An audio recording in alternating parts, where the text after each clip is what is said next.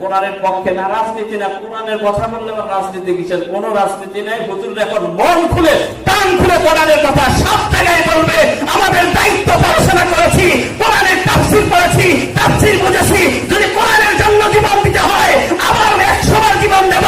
কোরআনের কথা সারা বাংলাদেশ নয়, সারা বিশ্বের মধ্যে কোরআনের কথা বলবই বলবই। ঠিক না বেঠে?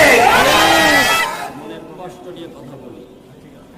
অনেক না করে নাই বিচার যদি না করে ওই ব্যক্তির সম্পর্কে আমার আল্লাহ সূরা বাকারা 252 আয়াতের মধ্যে বলেন, আমি আল্লাহ তাদেরকে কোনদিন হিদায়াত করব না।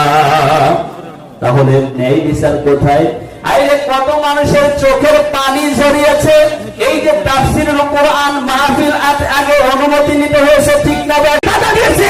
আজকে সারা বাংলাদেশের ওলামায়ে কেরাম এবং কোরআন প্রেমিক নবী প্রেমিক দেখতে চাই এই সারা স্বৈরাচারের দোসররা কোথায়, ঠিক না? আপনারা কি বেজার হচ্ছেন?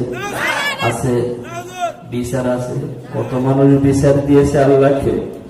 আমার মালিক সেই চোখের পানি কিন্তু কবুল করেছে গো বন্ধু। কত মানুষ দেখেছেন যে এই যে স্বৈরাচারের গুলির অর্ডারে গুলিতে তার মাথার খুলি উঠে গেছে। কোরআন দিয়ে যারা বিচার করে নাই, যারা ইউনিয়নের থানার তথা সারা বাংলাদেশের যারা ক্ষমতা পেয়ে, বাংলাদেশ একটা ছোট্ট দেশ, বাংলাদেশের মতো ছোট্ট দেশ, আমাদের গ্রামের মধ্যে যারা এরকম ক্ষমতা পেয়ে, ইউনিয়নের মধ্যে ক্ষমতা পেয়ে, যারা সারা বাংলাদেশের মধ্যে ছোট্ট একটা দেশের ক্ষমতা পেয়ে আমার কোরআনের আলোচনা যারা করতে দেয় নাই, তারা আজকে কোথায়? ঠিক না বেঠে? সেই কথায় আল্লাহ বলতেছেন, দুনিয়ার মানুষ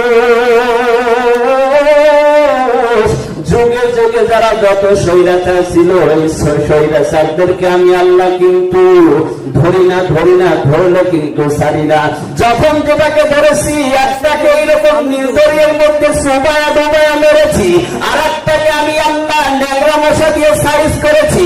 এই জন্য যারাই স্বৈরাচার হবে, দেশের প্রেসিডেন্ট হোক, আরেকটা গ্রামের মাতব্বর হোক, আর ইউনিয়নের দায়িত্বশীল হোক, আর থানার দায়িত্বশীল হোক, যেই ব্যক্তি হোক না কেন, যদি গ্রামের দায়িত্ব পেয়ে যদি সাধারণ মুসলমানদের মধ্যে, দুর্বল মানুষের মধ্যে যদি কোরআন অনুযায়ী যদি বিচার না করে, হক বিচার যদি না করে, ন্যায় বিচার যদি না করে, ওই ব্যক্তির সম্পর্কে আমার আল্লাহ সূরা বাকারা 252 আয়াতের মধ্যে বলেন, আমি আল্লাহ তাদেরকে কোনদিন হিদায়াত করব না। তাহলে ন্যায় বিচার কোথায়? আইলে কত মানুষের চোখের পানি ঝরিয়েছে। এই যে তাফসীরুল কোরআন মাহফিল আগে অনুমতি নিতে হয়েছে, ঠিক না? বেঠি?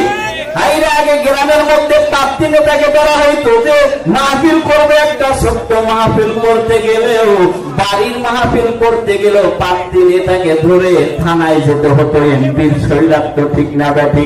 এখন আর এমপির সই লাগে না, এসি এরকম বা ওসির সই লাগে না, গ্রামে মাতব্বর করতে হয় না। আমার আল্লাহ যে সব পারে, সব পারে। আমার আল্লাহ এখন এই 16 বছরের মধ্যে যত আমি আল্লাহ বলেন, আমি তোমাদের ক্ষমতা দিলাম, এই ক্ষমতা দেখবো তোমরা কেমন ভাবে প্রয়োগ করো। এই বাংলাদেশেও তো ক্ষমতা দিয়েছিল, গ্রামের মধ্যে কিছু প্রার্থী নেতাদেরকে ক্ষমতা দিয়েছিল। এই ক্ষমতাটা অপব্যবহার করেছে, কোরআনের মাহফিল করতে দেয় নাই, তাফসীর কোরআনের মাহফিল করতে দেয় নাই, ঠিক না? বেঠে? কথা বলেন না কেন? তাফসীর কোরআন মাহফিলে বাধা দিয়েছে, 140 জারি করেছে। আজকে তারা কোথায়? আজকে সেই স্বৈরাচারের দোসররা কোথায়, যারা বাংলাদেশের মধ্যে এইরকম ভাবে কোরআনের মাহফিলকে বাধা দিয়েছে? আজকে সারা বাংলাদেশের ওলামায়ে কেরাম এবং কোরআন প্রেমিক নবী প্রেমিক দেখতে চাই এই সারা স্বৈরাচারের দোসররা কোথায়, ঠিক না? বেঠে? আপনারা কি বেজার হচ্ছেন? আছে বিচার আছে। কত মানুষ বিচার দিয়েছে আল্লাহকে। আমার মালিক সেই চোখের পানি কিন্তু কবুল করেছে গো বন্ধু। কত মানুষ দেখেছেন যে এই যে স্বৈরাচারের গুলির অর্ডারে গুলিতে তার মাথার খুলি উঠে গেছে, যায় কিনা?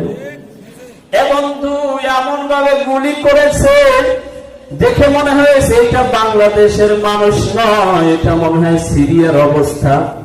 ছাত্র জনতার গণ-অভ্যুত্থানে একটা ছেলেকে গুলি করেছিল, মাথার খুলি উঠে গেছে। তার মায়ের যে কেমন লেগেছে তাই বলি আজকে তারা কোথায়? তারা কি ইতিহাস পড়ে নাই, কোরআন পড়ে নাই, তাফসীর পড়ে নাই, কিন্তু ওরা পড়ে জানে কিন্তু বোঝে না, মানে না। আমার আল্লাহ তাই বলেন, আল্লাহুল্লাহ ইহদিল কওমাজ যালিমিন, দুনিয়ার মানুষ আমি তাদের কোনদিন হেদায়েত করব না।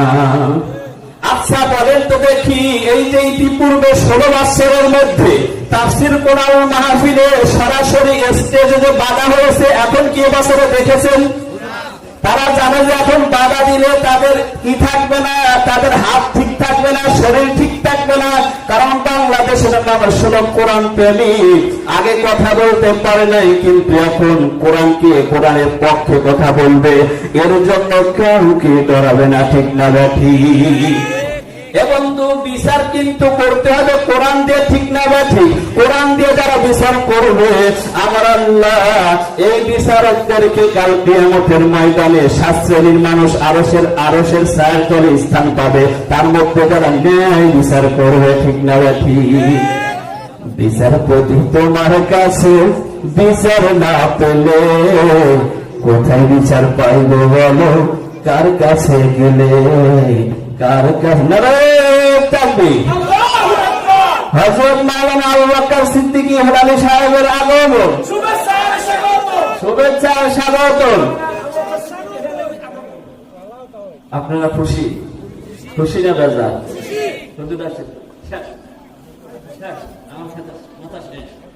মানে কথা বলতে পারেন একটু। 16 বছর খুব মানে এমন আচরণ, ভালো আচরণ করে নেই আমাদের সাথে।